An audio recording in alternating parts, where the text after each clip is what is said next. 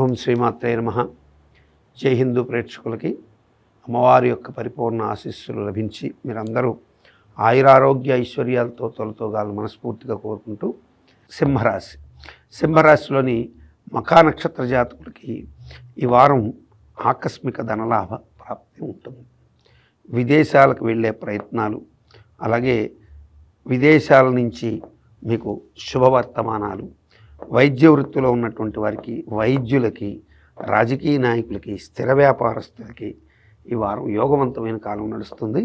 మఖా నక్షత్ర జాతకులకి, పుబ్బా నక్షత్ర జాతకులకి ఈ వారం అవసరాలకి కావాల్సినంత మేర కొంతమేర ధనం సర్దుబాటు అయ్యే అవకాశాలు ఉంటాయి.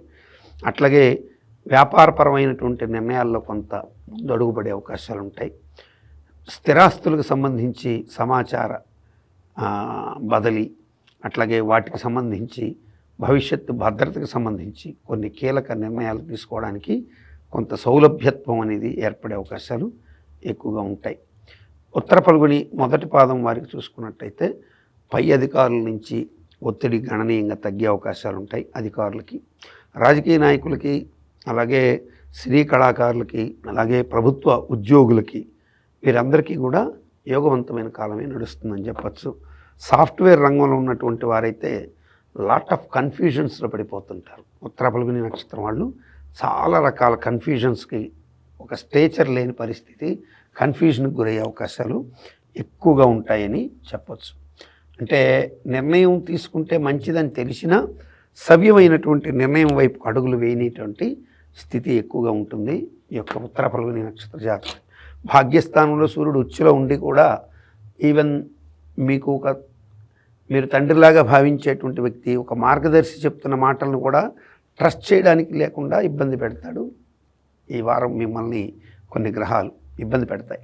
అందువల్ల మీరు విధానపరమైన నిర్ణయాల విషయంలో, మీకు యోగం కలిగించే విషయాల్లో కూడా భయంతో ఆగిపోయే అవకాశాలు ఎక్కువగా ఉంటాయి ఉత్తర నక్షత్రం వారికి. మొత్తం మీద సింహరాశి వారికి అయితే యోగం ఉందని మాత్రం ఖచ్చితంగా చెప్పచ్చు. ఈ వారం సింహరాశిలోని వారికి మరింత మెరుగైనటువంటి శుభ ఫలితాలను ప్రసాదించేది శ్రీ సుబ్రహ్మణ్యేశ్వర స్వామి వారు, దుర్గాదేవి, మహావిష్ణువు.